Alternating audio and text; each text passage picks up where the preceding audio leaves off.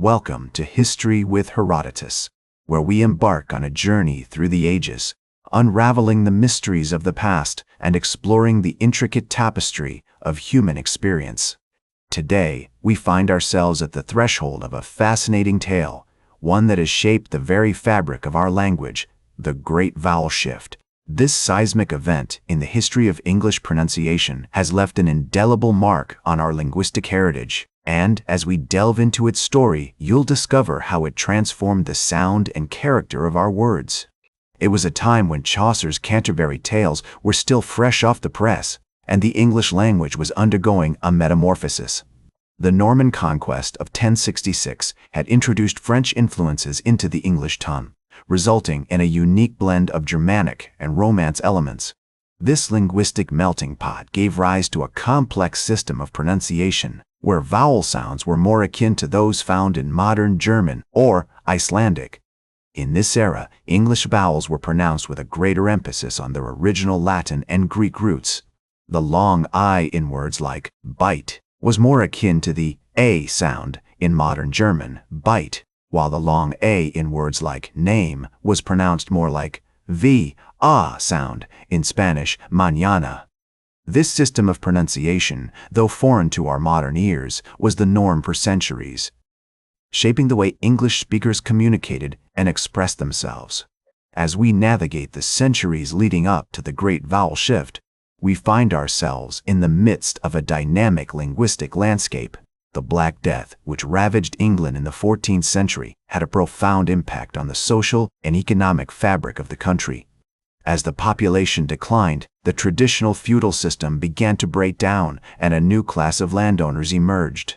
This shift in power dynamics led to an increase in social mobility, which, in turn, contributed to the blurring of regional accents and dialects. The rise of trade and commerce also played a significant role in shaping the English language during this period. As merchants and travelers crisscrossed the country, they brought with them new words, phrases, and pronunciation patterns. The influence of London as a hub of commerce and culture began to spread throughout the land, gradually standardizing certain aspects of English pronunciation. In the 15th century, we find ourselves in the midst of a cultural and intellectual awakening. The invention of the printing press by Johannes Gutenberg had made books more widely available, contributing to a surge in literacy rates. This, in turn, led to an increased interest in classical learning and the study of Latin and Greek. Scholars like William Caxton, who introduced the printing press to England, began to produce texts that reflected a more standardized form of English, paving the way for the linguistic changes that would soon follow. As the 15th century gave way to the 16th, the English language stood at the precipice of a profound transformation, one that would reshape the very fabric of its pronunciation. The Great Vowel Shift, a gradual yet sweeping change, began to manifest itself in the speech patterns of English speakers, particularly among the emerging middle class. This seismic event, which would unfold over the course of several centuries, was marked by a series of subtle yet significant adjustments in the way vowels were pronounced. One of the earliest and most notable manifestations of the Great Vowel Shift occurred in the pronunciation of long vowels, particularly the I and E sounds. In Middle English, these sounds had been pronounced with a more open and relaxed quality, similar to their modern German counterparts. However, as the 16th century progressed, English speakers began to pronounce these vowels with a closer and more tense sound, gradually shifting towards the modern English pronunciations we recognize today. For example, the word bite, which had previously been pronounced more like bide, with a longer and more open I sound, began to take on its modern pronunciation with a shorter and more closed I sound.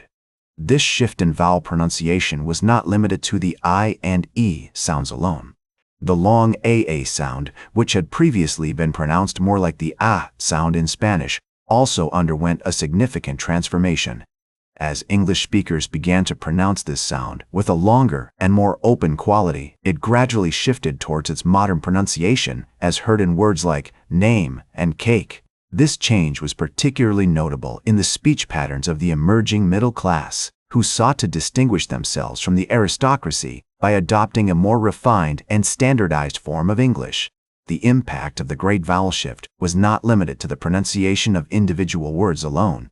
As the shift progressed, it also had a profound effect on the rhythm and meter of English speech. The changed pronunciation patterns led to a greater emphasis on stress and intonation as English speakers began to rely more heavily on the musical quality of their language to convey meaning and nuance. This is beautifully illustrated by the words of William Shakespeare, who wrote in his play, "A midsummer night's dream, if we shadows have offended, think but this, and all is mended, that you have but slumbered here while these visions did appear." The changed pronunciation patterns and emphasis on stress and intonation are evident in the way the words and syllables are arranged to create a musical quality. As the 17th century dawned, the Great Vowel Shift continued to unfold, with English speakers gradually adopting new pronunciation patterns.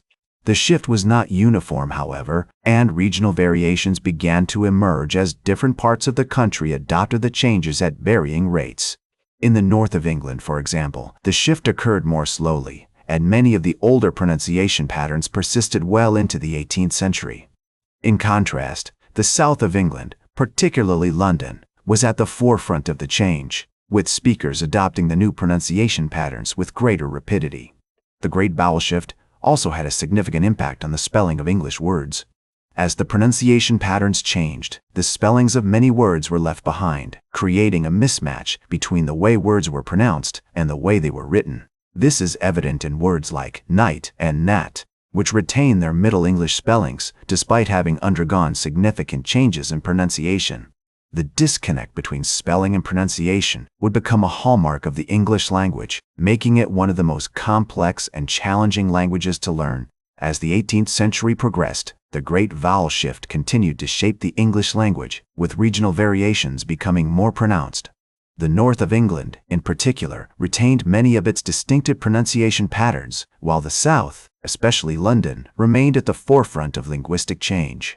This divergence is evident in the writings of authors such as Samuel Johnson, who, in his Dictionary of the English Language, noted the differences in pronunciation between the North and South, observing that the pronunciation of the metropolis is generally considered as the standard.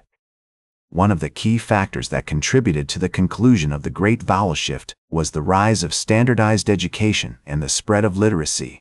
As more people gained access to education, the need for a uniform system of pronunciation became increasingly important.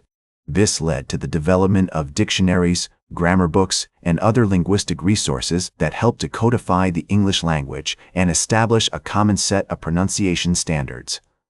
The Great Vowel Shift also had a profound impact on the development of English literature. Authors such as Jane Austen and the Bronte sisters wrote in a language that was shaped by the shift, with their works reflecting the changing pronunciation patterns of the time. For example, in Austen's novel Pride and Prejudice, the character of Mr. Darcy is described as having a fine, tall person with a handsome face and a very agreeable countenance, with the word agreeable being pronounced more like bool than the modern pronunciation. Today, the Great Vowel Shift is remembered as a pivotal moment in the history of the English language. It marked a significant turning point in the development of English pronunciation and had far-reaching consequences for the language as a whole. As linguist John McWhorter has observed, the Great Vowel Shift was not just a matter of vowels changing. It was a transformation of the entire sound system of the language. The shift's legacy can be seen in the complex and often irregular pronunciation patterns of modern English, which continue to challenge learners and native speakers alike. The Great Vowel Shift's influence extends beyond the realm of linguistics, with its impact felt in fields such as literature, education, and culture. It serves as a reminder that language is constantly evolving, and that the way we speak and write today is shaped by the historical events and cultural forces of the past. As we look to the future, it is essential to understand and appreciate the complex history of the English language, including the Great Vowel Shift, in order to navigate the complexities of communication in an increasingly globalized world. That's all for today's History with Herodotus. Remember to like, share, and subscribe, and until next time, remember that, to understand the present, we must first understand the past.